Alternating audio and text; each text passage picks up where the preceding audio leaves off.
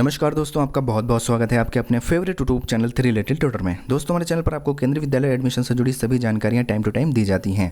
दोस्तों, एमपीएचआरएम कोटा एडमिशन से जुड़े बहुत सारे हमारे वैल्यूएबल व्यूअर्स एंड सब्सक्राइबर्स के कमेंट्स आ रहे थे, बहुत सारे डाउट्स हैं उनको जो वो जानना चाहते हैं। तो दोस्तों, आज की इस वीडियो में हमने आपके कमेंट्स को ध्यान में रख के और भी जो बहुत ही ज़्यादा इंपॉर्टेंट जानकारियाँ हैं एमपीएचआरएम कोटा एडमिशन से जुड़ी हुई, उन सारों को आज इस वीडियो में हम आपको बताने वाले हैं। इस वीडियो में हम डिटेल से डिस्कस करेंगे कि एमपीएचआरएम कोटा का जो एडमिशन होता है वो कब होता है, कैसे होता है, क्या डॉक्यूमेंट्स लगेंगे, क्या प्रोसीजर फॉलो करना होता है, इस सब के बारे में हम आपको डिटेल से जानकारी देंगे। तो दोस्तों, इस वीडियो में अंत तक बने रहिएगा, इस वीडियो को कहीं पे भी स्किप नहीं करिएगा। दोस्तों, अगर आप वीडियो को स्किप करते हैं तो आपको अधूरी जानकारी मिलती है।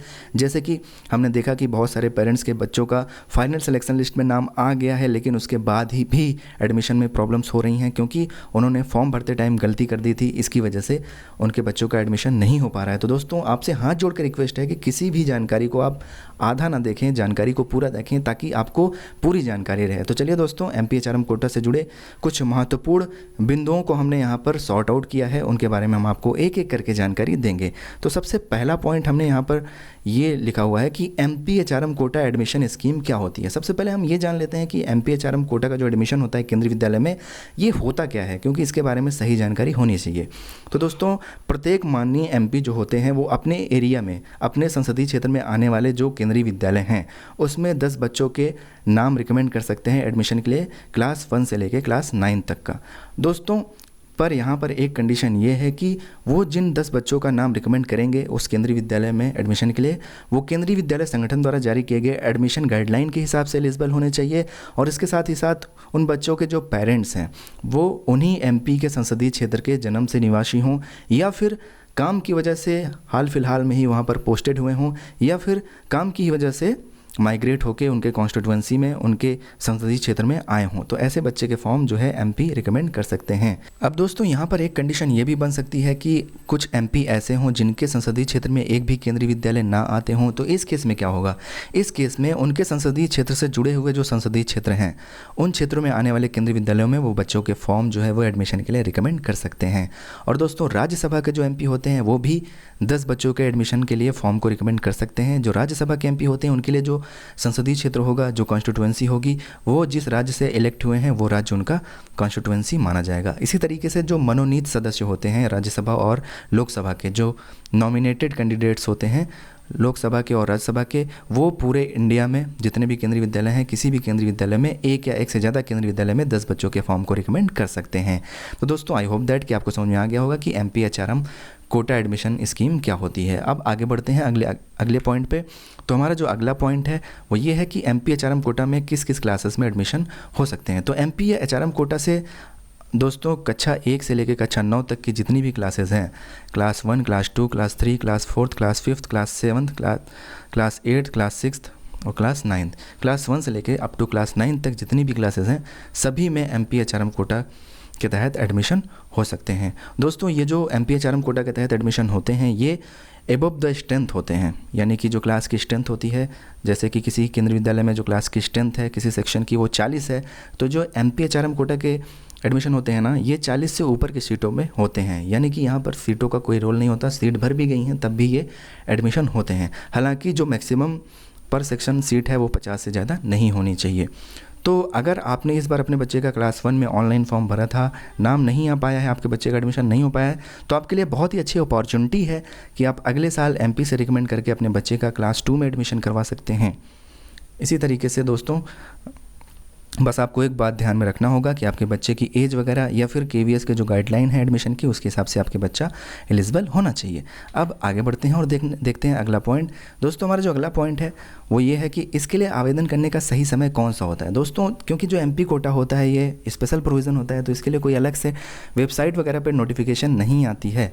तो इसके लिए आपको क्या करना होता है, इसके लिए आपको जो आपके एमपी हैं उनके पास जाना होता है या फिर लगातार उनसे कांटेक्ट में रहना होता है। फरवरी, मार्च या अप्रैल के महीने में केंद्रीय विद्यालय संगठन द्वारा उनके पास कूपन भेज दिया जाता है। कूपन एक फॉर्मेट होता है जिस पर आपके बच्चे का फॉर्म रिकमेंड करते हैं एमपी। तो दोस्तों, कूपन क्या होता है, लिस्ट क्या होती है, इसको हम आगे इसी वीडियो में एक्सप्लेन करेंगे। अभी के लिए ये समझ लेते हैं। तो आपको एमपी के पास अप्रोच करना होता है फरवरी, मार्च या अप्रैल तक के महीने में, इसके बीच में आप एमपीजी के कांटेक्ट में रहें, उनसे बात करें कि क्या केंद्रीय विद्यालय का कूपन आपको रिसीव हो गया है। अगर उनको कूपन रिसीव हो गया हो तो आप अपने बच्चे का नाम रिकमेंड करवा सकते हैं। आपको अपने बच्चे का नाम कैसे रिकमेंड करवाना है इसके बारे में इसी वीडियो में आगे बात करते हैं। उसके बाद ऑनलाइन आवेदन और एमपीएचआरएम कोटा एडमिशन के लिए आवेदन एक साथ कर सकते हैं क्या?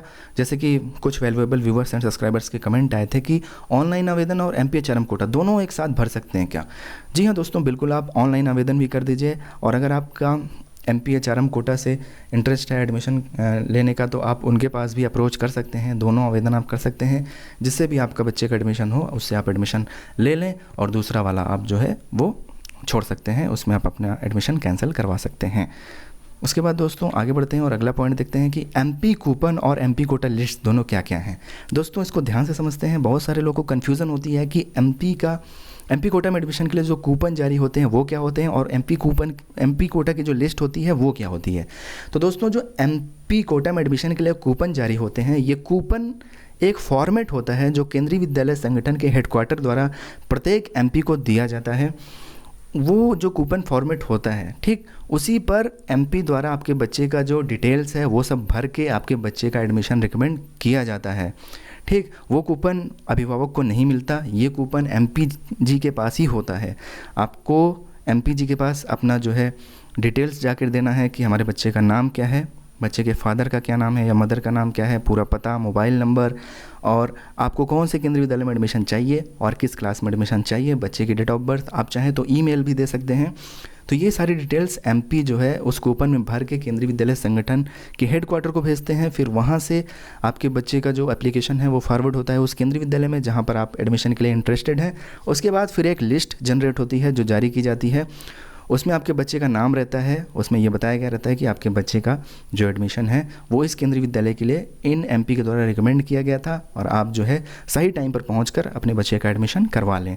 तो आई होप दैट कि आपको समझ में आ गया होगा कि एमपी कूपन क्या होता है और एमपी कोटा लिस्ट क्या होती है। अब आगे बढ़ते हैं और कुछ और पॉइंट्स देखते हैं। एमपीएचआरएम कोटा से एडमिशन के लिए सही प्रोसीजर क्या है। दोस्तों देखिए, इसके लिए जो प्रोसीजर है वो ये है कि जब भी आपको पता चले, जैसे कि अगर आप एमपी से लगातार कांटेक्ट में रहेंगे या फिर अगर आप एचआरएम के थ्रू रिक्वेस्ट करना चाहते हैं, तो आप एचआरएम को रिक्वेस्ट करने के लिए सबसे पहले हम देखते हैं कि अगर आपको एचआरएम के थ्रू रिक्वेस्ट करना है एडमिशन के लिए तो क्या करना होगा। दोस्तों एचआरएम के थ्रू अगर आप रिक्वेस्ट करना चाहते हैं तो आपको आपका एक लिंक होना चाहिए एचआरएम के थ्रू, जिससे आप अपनी बात डायरेक्ट वहाँ तक पहुँचा सकें। नहीं तो आप ईमेल के जरिए एचआरएम को अपनी सारी डिटेल ईमेल कर सकते हैं, उनको एक लेटर लिख सकते हैं, उनसे आप रिक्वेस्ट कर सकते हैं कि हमारे बच्चे का इस केंद्रीय विद्यालय में इस क्लास में जो है हमारा जो एप्लीकेशन फॉर्म है बच्चे का एडमिशन के लिए वो रिकमेंड कर दीजिए। आप उनसे रिक्वेस्ट कर सकते हैं। इसी तरीके से अगर आप एमपी से रिकमेंड करवाना चाहते हैं तो आप अपने जो माननीय एमपी हैं आपके कॉन्स्टिट्यूएंसी के, आपके संसदीय क्षेत्र के, उनके पास जाकर उनसे मिल सकते हैं और उनसे पूछ सकते हैं कि एमपी कोटा का जो कूपन है वो आपके पास आ गया है क्या। अगर कूपन आ गया हो तो आप उनको रिटर्न में अपनी सारी डिटेल लिख कर दे सकते हैं। साथ ही साथ कुछ एमपी जो है आधार कार्ड वगैरह की फ़ोटोकॉपी भी मांग लेते हैं। वो इसलिए होता है कि ताकि उनको जो है सही जानकारी रहे, ताकि एडमिशन के टाइम पे कोई भी दिक्कत ना हो। तो इस तरीके से दोस्तों आप एमपी के पास अप्रोच कर सकते हैं। सबसे बढ़िया तरीका है कि आप रिटर्न फॉर्मेट में दें ताकि उनके पास जानकारी रहे। आप मौखिक भी कह सकते हैं, लेकिन मौखिक में ये रहता है कि हो सकता है कि एमपीजी या उनके सेक्रेटरी जो भी हों वो भूल जाएँ। तो सबसे बेटर वे है कि आप एप्लीकेशन फॉर्मेट की तरह बनाकर उनसे रिक्वेस्ट कर लें और उसमें अपनी सारी डिटेल, अपने बच्चे की सारी डिटेल वो सब आप भर के दे सकते हैं। डिटेल्स के तौर पे आप बच्चे का नाम, बच्चे के माता या पिता का नाम, उनका पूरा एड्रेस, उनका मोबाइल नंबर, और आप चाहें तो ईमेल आईडी भी दे सकते हैं। और इसके साथ ही साथ आप जो है उस केंद्रीय विद्यालय का नाम बता दीजिए जिसमें आप अपने बच्चे का एडमिशन रिकमेंड करवाना चाहते हैं और कौन सी क्लास में एडमिशन करवाना चाहते हैं, ये भी आपको वहाँ पर बता सकते हैं। और आप अपने बच्चे की डेट ऑफ बर्थ भी वहाँ पर मेंशन कर सकते हैं। तो इस तरीके से आप इतनी जानकारी के साथ एमपीजी से रिक्वेस्ट कर लीजिए। वो जब भी उनके पास कूपन आया होगा या फिर जब भी आएगा तो उसमें वो आपकी डिटेल भर के आपके बच्चे का नाम रिकमेंड कर देते हैं। और जब लिस्ट आती है तो आपके बच्चे का लिस्ट में नाम आ जाता है। उसके बाद आप जो है उस केंद्रीय विद्यालय में जाकर एडमिशन ले सकते हैं। दोस्तों जब आपके बच्चे का एमपी कोटा से नाम आ जाता है तो स्कूल के द्वारा कॉल या एसएमएस के माध्यम से आपको सूचना दी जाती है, लेकिन कभी कभी इस प्रोसेस में लेट हो जाता है, डिले हो जाता है, तो इसके भरोसे आप ना रहें। वैसे 99% चांस है कि आपको कॉल या मैसेज आएगा, लेकिन फिर भी आप उस केंद्रीय विद्यालय की वेबसाइट को लगातार चेक करते रहें, क्योंकि उस वेबसाइट पर भी लिस्ट आ जाती है, जिसके माध्यम से आप जान सकते हैं कि आपके बच्चे का एमपी या एचआरएम कोटा लिस्ट में नाम आया या नहीं आया। उसके बाद आवेदन करते समय कौन कौन सी महत्वपूर्ण जानकारियां देना होता है, ये मैंने अभी आपको बता दिया इसी पॉइंट में। उसके बाद दोस्तों अगले पॉइंट में आवेदन करते समय कौन कौन से डॉक्यूमेंट्स की आवश्यकता होती है। वैसे जनरली आवेदन करते समय कोई भी डॉक्यूमेंट्स की आवश्यकता नहीं होती है, जैसे कि मैंने आपको बताया कि एमपीजी के सिक्योरिटी वगैरह, आपके आधार कार्ड वगैरह मांग लेते हैं, उसकी फ़ोटोकॉपी मांग लेते हैं, ताकि जब वो डिटेल्स भरने लगें उसमें कूपन में, जिससे आपके बच्चे का फॉर्म रिकमेंड होता है एडमिशन के लिए, जब वो रिकमेंड करते हैं आपके बच्चे का, तो उस समय कोई गलती ना हो, इसके लिए आधार कार्ड की फ़ोटोकॉपी वगैरह एमपीजी के जो सेक्रेटरी हैं वो मांग सकते हैं। वैसे कोई जनरली डॉक्यूमेंट्स नहीं लगते हैं आवेदन करते समय। उसके बाद एमपी एचआरएम कोटा से कितने बच्चों का एडमिशन हो सकता है दोस्तों, जैसे कि हमने आपको बताया कि एमपी कोटा के लिए 10 सीटों पर एमपी अलग अलग क्लासेस में रिकमेंड कर सकते हैं एडमिशन को। और इसी तरीके से एचआरएम जो होते हैं, एचआरएम को एजुकेशन मिनिस्टर बोला जाता है, क्योंकि मिनिस्ट्री का नाम चेंज हो गया। तो एजुकेशन मिनिस्टर जो हैं वो देश के किसी भी केंद्रीय विद्यालय में कितने भी बच्चों का फॉर्म रिकमेंड कर सकते हैं, लेकिन यहाँ पर एक बात का ध्यान रखा जाता है कि जो टोटल क्लास की स्ट्रेंथ हो वो 50 से ऊपर ना हो। इसके बाद दोस्तों आगे बढ़ते हैं और सबसे लास्ट पॉइंट देखते हैं। सबसे हमारा जो लास्ट पॉइंट है वो डॉक्यूमेंट से रिलेटेड है, क्योंकि डॉक्यूमेंट्स को लेकर बहुत सारे वैल्यूएबल व्यूवर्स एंड सब्सक्राइबर्स को डाउट रहता है। एमपी एचआरएम कोटा से सिलेक्शन होने के बाद एडमिशन के लिए कौन कौन से डॉक्यूमेंट्स देने होते हैं। तो दोस्तों एमपी एचआरएम कोटा में अगर आपके बच्चे का लिस्ट में नाम आ गया तो आपको कॉल आएगी, या फिर आप अपने बच्चे का नाम लिस्ट में देखकर आप खुद ही उस केंद्रीय विद्यालय में अप्रोच कर सकते हैं। वहाँ पर जाने के बाद आपको वहाँ से एक डॉक्यूमेंट की लिस्ट प्रोवाइड की जाएगी। ये वही सब डॉक्यूमेंट्स होते हैं जो नॉर्मली एडमिशन में लगते हैं, जैसे अगर आप पर्टिकुलर कास्ट कैटेगरी से हैं, अगर आप SC ST OBC non creamy layer हैं, या फिर जनरल ईडब्ल्यूएस हैं, या फिर आप बीपीएल कैटेगरी से हैं, तो आपको इससे रिलेटेड सर्टिफिकेट देना होता है, आपको एड्रेस प्रूफ देना होता है, रेजिडेंस प्रूफ देना होता है, बच्चे का आधार कार्ड देना होता है। इसी तरीके से अगर आप लो इनकम ग्रुप में हैं तो उसका सर्टिफिकेट आपको देना होता है। मतलब नॉर्मली जो भी एडमिशन में डॉक्यूमेंट्स लगते हैं वो सारे डॉक्यूमेंट्स आपको एमपी एचआरएम कोटा से सिलेक्शन होने के बाद फाइनल एडमिशन लेने के लिए वो सभी डॉक्यूमेंट्स देने होते हैं।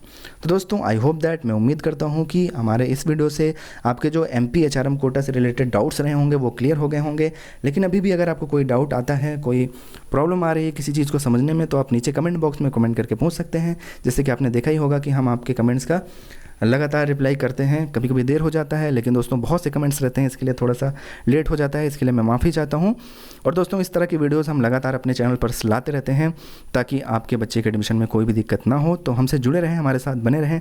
हमारे साथ जुड़ने के लिए, हमारे साथ बने रहने के लिए आप हमारे चैनल को सब्सक्राइब कर सकते हैं। बेल आइकन घंटी वाला निशान ज़रूर दबाइएगा ताकि कोई भी लेटेस्ट नोटिफिकेशन आपसे मिस ना हो। इसी तरह की महत्वपूर्ण जानकारियाँ हम आपको टाइम टू टाइम देते रहेंगे। Thank you so much for watching.